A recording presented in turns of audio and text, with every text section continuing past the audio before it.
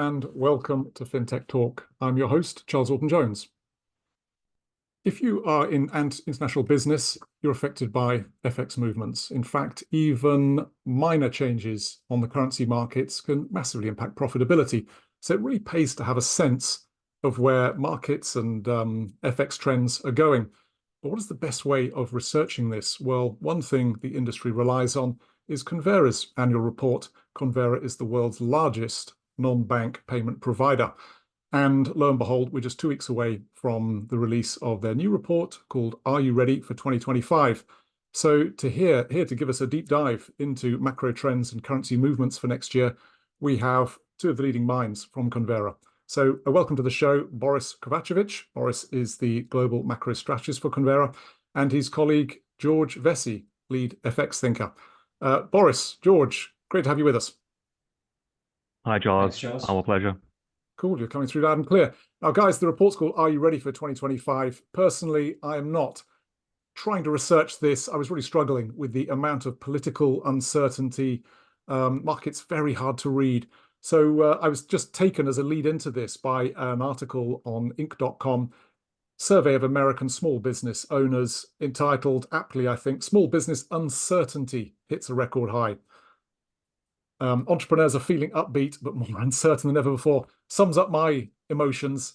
Boris, can you just give us an overview? It feels really hard to predict what's going to happen next year. What's your take? Yeah, thanks, Charles. I mean, as you said, I think this article is a good introduction into our discussion today, into the next 30 minutes. It is most certainly the case that uncertainty is high. Just to give you a bit of a backstory on the article and who is publishing the NFIB Uncertainty Index. So the NFIB is the National Federation of Independent Businesses in the US, and it basically sees itself as the voice for small and medium-sized enterprises. And one of the services they provide is, of course, they publish one of the, I would say, let's say a dozen of the most important leading indicators for the US and for gauging where the US is headed. And one of these sub-indicators is, of course, the uncertainty index, right? And as you clearly mentioned and read, the uncertainty index for small and medium-sized businesses is at an all-time high. And it is, of course, quite unusual, right? It is partially explained by the seasonality effect going into election. So usually in election years, every 4 years, you get a spike in October and November, clearly indicating that investors and businesses are nervous about the upcoming new administration coming with a lot of uncertainty, new tax policies. This year, it's a bit different because this can explain partially the rise. But of course, given it's at an all-time high, you have to avert to other factors explaining the increase. And this year, for example, it's quite many, right? It's not just one or two factors explaining it. It's inflation. If you look at the survey, dive deeper into it, 25% of the survey participants said that inflation is the most pressing topic for them right now. The second one is finding good employees, so the labor market. And then, of course, as always, it's taxes and interest rates. And I think the important thing for us is all four mentioned in our report, Are You Ready for 2024? And I think they are really important topics, not only for the US, as you mentioned, but I think also for our clients in Europe. But if we, for example, bring George into the discussion, I think also for the UK, right? Yeah, exactly, Boris. I think you summed it up nicely. But in the UK in particular as well, we've seen that consumer and business confidence has fallen to the lowest level of this year. And that's despite the economic situation in the UK being relatively more robust than what we were expecting. We've had strong growth in the first half of the year. Retail sales have been up. The labour market has been resilient. The so-called misery index, which accounts for surmising the inflation rate and the unemployment rate, that's been improving for 12 months straight. Yet we've got this imbalance with between economic sentiment and economic data. So the fact that consumer confidence and business confidence levels are well below their historical average, despite the fact that the economy is actually doing quite well, suggests that there's something else that's really driving this pessimism. And I think, like you said, it's the uncertainty around these future risk events that we have looming, the UK budget at the end of the month, the US election, what this means for global trade and for economies going into next year. So I think, yeah, it's a similar situation. Uncertainty levels are high, and we've got a whole host of events that warrants that. George and Boris, let's just frame what the objective here. I mean, I once had a deep conversation with Tim Harford, the FT's undercover economist, who's an advocate of scenario planning. He said, forecasts, as we know, economic forecasts are like, famously like chimps throwing darts at a dartboard, but you can produce scenarios. And I mean, is that what we're dealing with here? Because, there's a scenario where Trump gets elected, pulls out of NATO, Putin's troops roll across Ukraine, maybe into Estonia, maybe into Latvia. That's one scenario. There's another scenario that Kamala Harris wins.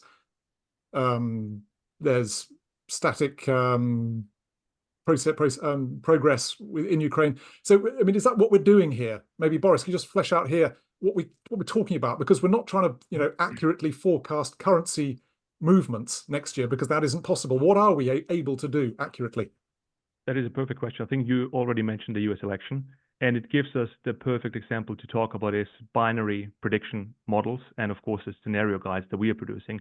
So for the US election, for example, the problem with elections overall, but especially the US one, is that markets don't like uncertainty. Markets are not operating on the basis of uncertainty, but certainty. And the problem here is that the presidential election is a binary by default or by nature, a binary outcome. You either get one president or the other. What you can do, though, is you can look beyond the US presidential election and look into the parliamentary election that is also coming up. And that, how we explain in our presidential guide, is probably more important than the presidential guide itself. So like in the UK, you have two chambers of parliament in the US called the Congress General. The lower house, the House of Representatives, and then the upper chamber, the Senate. And both are being voted on. And what you can produce is you can say, instead of who is going to win, Kamala Harris or Donald Trump, you can look at different scenario guides. You can look at, for example, Kamala Harris winning with a split Congress, meaning the Democrats don't take the full control of Parliament.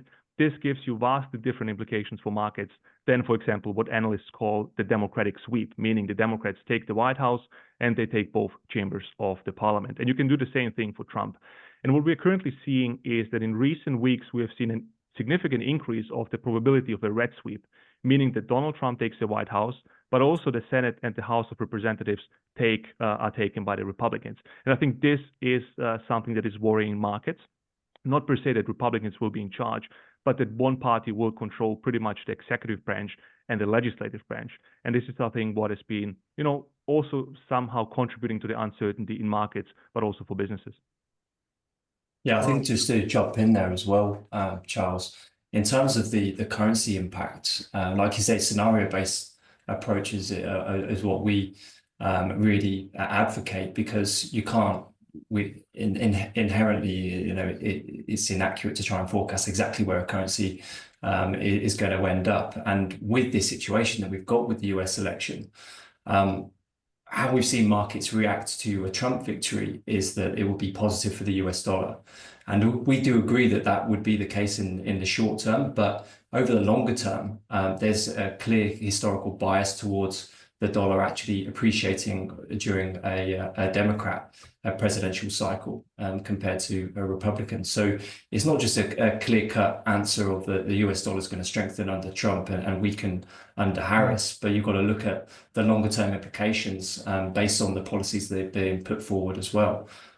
So the implications of Trump coming into power would be potentially, or we think, more inflationary, which is one of the reasons for the dollar appreciating due to the Federal Reserve potentially not being able to cut interest rates as much as what markets are expecting. But with the tariffs that are being or potentially being imposed on numerous countries, then of course that is inflationary, but it could also drive countries away from using the US dollar as well. So over the longer term, this might have a negative implication for the dollar. It's one of the reasons why perhaps over the longer term, the Republicans could be actually a weaker catalyst for the dollar. So there's so many scenarios to consider, especially in the currency market space as well. I'll just squeeze in a question about fracking, because I'm of the opinion the Americans have got a sort of trump card when it comes to manufacturing, because their energy costs are so low, because they're prepared to frack. In the UK, we've shot ourselves in the foot. We're headed for net zero very fast. As a result, our energy costs, I think industrial electrical costs are 5 times now in the UK compared to what they are in the US. Trump, one assumes, will just carry on fracking. It's what his backers want. Is there a danger that a Harris presidency could become more European in terms of its environmental policy and therefore hampering the US economy? Yeah, maybe if I take it, George, and then you can follow up. I think that is you're kind of front loading our questions on the US, Charles. I love it. But I think that is certainly how Europeans perceive it. I think Trump is one of the dangers of the European outlook going into next year in forecasting GDP growth for Europe and other parts of the world, like China, for example, or Mexico, that are heavily impacted by Trump presidency. You wouldn't really get this kind of angst or worry over a Kamala presidency. In particular, I think this is a nuanced but important point. The probability of the Democrats winning both the White House and the Senate are basically none, right? So you either have Kamala winning the presidency, and then you have a split Congress between the Republicans and Democrats, which would limit the amount of policymaking the president can actually do, because the president in the US has, of course, limited power, and most of it has to be signed by Congress. So I think this is the best case for scenario, and of course Europe, because it would mean that while Kamala would set the tone on foreign affairs, for example, she wouldn't be as hawkish on China. She wouldn't be as hawkish on Europe, and this is a good sign for markets. It would come, in my opinion, in the short term, a bit to the detriment of the US. But you can also argue the different case that her more relaxed laissez-faire policy on immigration would be beneficial for the neutral growth rate for the United States in terms of how much immigrants would come in. And you can talk about the social implications for that. But from an economic perspective, it's quite clear that it would be beneficial for the labor market and therefore the US economy. So as George said, it's really nuanced because there's a split in terms of how it would impact the Kamala and Trump debate, how they would impact the US economy and the world and FX market in the short term. But then it would be different in the long and the medium term. So that's what's complicating the picture for us. And just before we spin the globe, I'd like to ask you the worst case scenario. I mean, if Trump loses, he's already said, he may not accept the result. I mean, do you notice anyone seriously considering the possibility of not quite a civil war, but civil disturbances, extended political problems marching on the Capitol if Trump loses? I mean, yeah, I can probably start with that as well.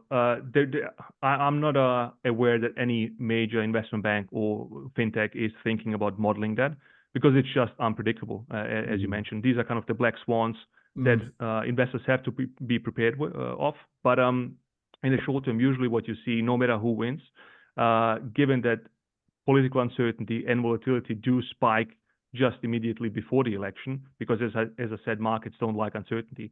And uncertainty is to a certain extent gone after the election, because no matter who wins, you at least have a clear winner. Now, if we get a scenario that you describe in which the loser doesn't accept his loss, in this case, Trump, that would be a different story. And it would move into a category that is, I would say, a bit more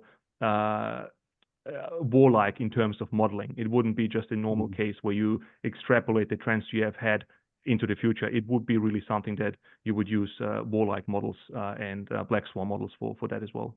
Yeah, maybe we could go ahead, George. I'll just jump in there as well and say it's not something we consider in terms of a worst case scenario. I think in terms of the biggest risk to volatility on financial markets, which is what we are concerned about, would be a red sweep. So Trump winning and Republicans gaining control of Congress. I think that's going to have the most damage to the financial markets, or cause the most volatility and disruption to financial markets. So Boris mentioned the black swan event of the particular scenario that you mentioned, Charles. But I think we could probably put the Trump, the red sweep, as a grey rhino event, which is another risk event which we are aware of. It's visible.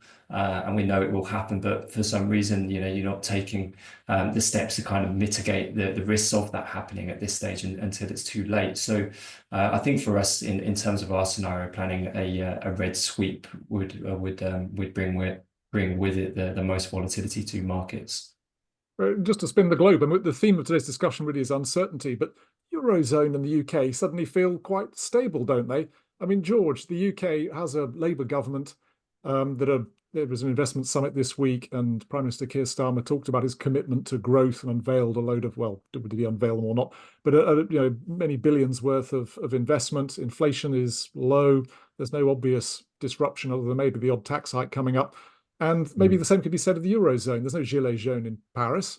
Civil disturbances in Italy, non-existent. So, I mean, is the Eurozone predictable, George? I'll stick with the UK for now. Maybe I'll hand over to Boris for the Eurozone. I mean, the UK economy, as I mentioned earlier, it has been relatively robust compared to what people were expecting. Even over last year, there was a prolonged recession forecast by many economists, and we only saw the recession at the back end of last year, and then the first half of this year has been strong, and it has moderated somewhat. GDP growth returned in August. And I think it's the risk with this is that, as we've seen in financial markets, they aren't pricing as many Bank of England rate cuts over the course of the next 12 months. And as a result of that, we have seen the pound appreciating, which sort of reflects this fact that they've got higher yields in the UK, and that's boosted the pound, but as has the economic outperformance that we've seen of the UK relative to its European peers, to be honest. I mean, you say that Europe seems relatively or somewhat stable, but I would argue that it's probably not the case. We have seen some data come out today that's showing some signs of improvement, but actually a lot of European countries are in a worse state than what we see in the UK. The US is in a league of its own, but the UK economy has surprised more positively, I think, than other European economies, and that probably it tells you a lot to see that the sterling to euro exchange rate is at a 2-year high at the moment at 120. So that does reflect that kind of demand or optimism towards the UK currency over the euro. Boris, I don't know if you want to have your 2 cents in Europe. I know that you're out there in Vienna. Yeah, for sure. I think it's as you mentioned, the UK is kind of in a gray middle spot between the US and the European continent. I would preface that the last year and certainly this year has really been about US exceptionalism, the US outperforming other peers in terms of its economic growth. And I think it's a fair point, Charles, that we haven't really seen too much turmoil on the European continent as of this and the last year. But I wouldn't take the lack of turmoil as a sign of strength here, because we really lack some kind of dynamic macro environment in Europe. If you look at, for example, Germany, it's really going through structural change that we haven't really seen after the unification in the 1990s, right? Uncertainty is also really high. Competitive advantage is gone for Germany, given, as you mentioned already, high energy prices. Also, the lack of workers is really something that is starting to bite in the industrial space, which is down. If you look at the drawdown since 2021, industrial production is 25% below trend in Germany. So it's really, if you read the news in Germany, and especially in Austria, we can clearly see a sense of despair in sort of, because China is going its own way with its industrial policies. The US is going its way under Biden with pushing for more regionalism, which is not really the case under this unified Western Front, as we have seen over the last couple of decades. So this is what I think what's important to stress as well. This is not idiosyncratic uncertainty just tied to the US election. We have, for the first time, I would even say in 2 or 3 decades, different countries at the same time going through structural change. And this is why I've seen a question pop up about trade. I think trade is the frontier where this is going to play out, right? Because, of course, domestic policy in the US tied to the US election is important. But what is important for your UK listeners, for European listeners, is not really in particular domestic policy and the tax rate in the US. It will be about the sentiment towards Europe and China from the US perspective.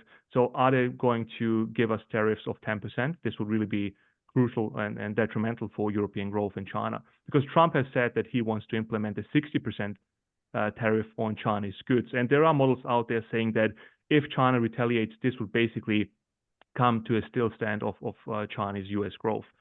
These are 2 of the largest economies in the world, making up 40% of world GDP. If they stop trading, you'll definitely see an increase of, what some have called this slow globalization, meaning you will have some globalization, but it's really starting to slow down from the levels we're used to since, for example, China joined the WTO in 2001.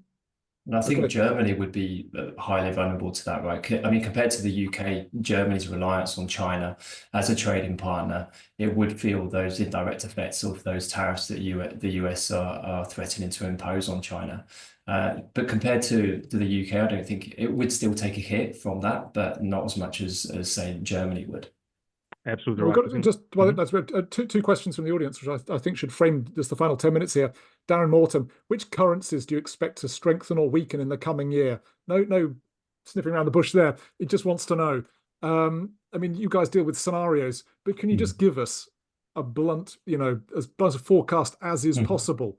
Boris, euro, from what you've said, structural weaknesses in Germany, unresolved market reforms, multiple difficulties. Okay, there's no obvious, immediate crisis, but these ongoing problems, even the European Commission has put out reports saying growth is just anemic across the Eurozone. Can we safely say that the euro currency is going to continue to struggle in 2025? Well, that's again, I'll start off the discussion and again, George can come in. But it's really difficult. It's more difficult than you would expect on the surface level, because one could argue that most of these uncertainty factors have been lingering for at least 1.5, 2 years. So most of them have already been priced in. The euro is trading well below its 5, 10, 15-year mean. And again, as I said, most of it has been priced in. What you have to look at from this current perspective, from the current status quo, which economy is likely to outperform the expectation. And in this case, I think we would argue that the euro has some potential to appreciate slightly, given that, as I said, the news flow for Europe has been weak, continuing to be weak for many months, and most of it is priced in. The US has been outperforming ever since the pandemic hit the world economy. And since then, there's more room for the US to downshift into a lower gear. Europe is already treading waters for quite some time. And if we get at least a slight uptick in 2025, this would at least dampen the downward pressure for the euro. So I think our overall base case for euro USD is slightly up, but I wouldn't be surprised if we go down if, for example, Trump gets elected. So this is where our scenario guide comes in, right, George? Yeah, exactly. I think, again, unfortunately, it does depend significantly on the US election outcome. But all else being equal, if we don't get a shock result that brings forward some of the tail risks that we have in our US election guide, for example, with a red sweep, as I mentioned earlier, then yes, I think cyclically speaking, the euro should strengthen against the US dollar going into next year, but it is dependent on many factors. And in terms of the pound, for example, growth and yield differentials relative to other nations does put it in quite a strong position. We've seen it break above 130, which is a psychological level. It reached 134, which was a 2-year high just recently, but it has pulled back. But the pound's an interesting one because it's highly sensitive to global risk appetite as well. So the tensions in the Middle East that are boiling over, that's had a negative impact on the pound, rising or volatility in oil prices. That often has a correlation with the pound's movements as well. But again, if you just look at the outlook for next year and the outlook for the UK economy, it does point towards the pound potentially benefiting from improved growth outlook from the UK perspective, just because it's narrowing that gap that's been substantial between the US and other economies. So we're not saying that the UK is going to fire on all cylinders, but the difference between US economic exceptionalism and other countries is going to narrow, and that should favour pro-cyclical currencies, which does include the pound. So I think the future does look rosier for the pound. Whether or not we go above that 135 mark onto 140 is going to be dependent on the monetary policy outlook as well, whether or not the Bank of England cuts interest rates as much as what the Fed does. But to your question, Charles, around and answering Darren's question, sorry, around what the currencies might outperform, strengthen next year. I think all eyes are on the Japanese yen as well, because the Japanese yen has come under significant selling pressure over the last few years. One of the main reasons for that is that Japan has kept its interest rates so low, whereas obviously, as we know, other central banks have been hiking interest rates to multi-decade highs. So that's created this yield differential that doesn't favor the Japanese yen. And therefore, because we're now turning into this easing cycle, central banks are starting to cut interest rates, and the Bank of Japan has actually hiked a couple of times this year. That differential between interest rates should favor the Japanese yen going into next year. And again, because it's a traditional safe haven as well, if we do see a rise in geopolitical tensions, then the Japanese yen tends to benefit in that situation too. But I don't know, Boris, what are your thoughts on the Japanese yen? Because it is a particular currency of interest. Yeah, most certainly. I think it's the third largest currency out there in terms of trading volume. So it is important, of course. Yeah, I think one point I would mention is, as you said, the divergence in terms of not only economic growth, but also FX movements. We have seen usually that the last couple of years have really been quite a contrasting theme of divergence between countries and between currencies. So as you mentioned, we're currently in an easing cycle in both the United Kingdom, in Europe, in the US, where central banks are taking advantage of inflation falling, and they're trying to ease the pressure on the consumer by lowering interest rate. You can't really see the same in Japan, as George mentioned. So there is a bit of a divergence there. You have countries like China where they never started increasing interest rates. They never had this blunt force of higher interest rates in China because they have been completely desynchronized from anything that we have experienced in the West. They didn't have inflation, they didn't have high interest rates because they are currently stuck in what appears to be a deflationary cycle, right? Okay. We just have, I mean, since we only got 5 minutes to go, this is almost impossible question to answer, but from Sarah Connor, I think this is kind of perceptive, but what trade risks do you foresee in 2025? How will they disrupt the current trend for easing inflationary pressure? And I'd like just to refine that question because it's very broad. What are the potential shocks to the global economy that we ought to be just keeping a wary eye out for? I mean, I've got them in mind, Taiwan, China doing military exercise around Taiwan. There's a theory that the Chinese president has a timeline for reclaiming, recapturing, use your own word, the island of Taiwan. That's one, but it's a complicated world out there. So, yeah, Boris, any particular areas you think people should be keeping an eye on? Yes, so the first one mentioned is already the Trump trade. So if Trump gets elected, I think he'll make promise of the increase of tariffs by 10%. I think his proposal to increase tariffs on China by 60% are just not feasible, given that it would raise inflation and it would undermine the US's status in the world economy. But I think we have to be prepared for Trump winning and promoting this term of regionalism, where every region is starting to work on its own industrial policy. So North America and maybe Central America, then you would have the European trading bloc, and then you would have the Asian trading bloc. I think this is a viable possible scenario that we have to keep in mind. The second one that you mentioned is already Taiwan. I think there are a couple of scenario guides talking about this vaguely in terms of the next 5 to 10 years.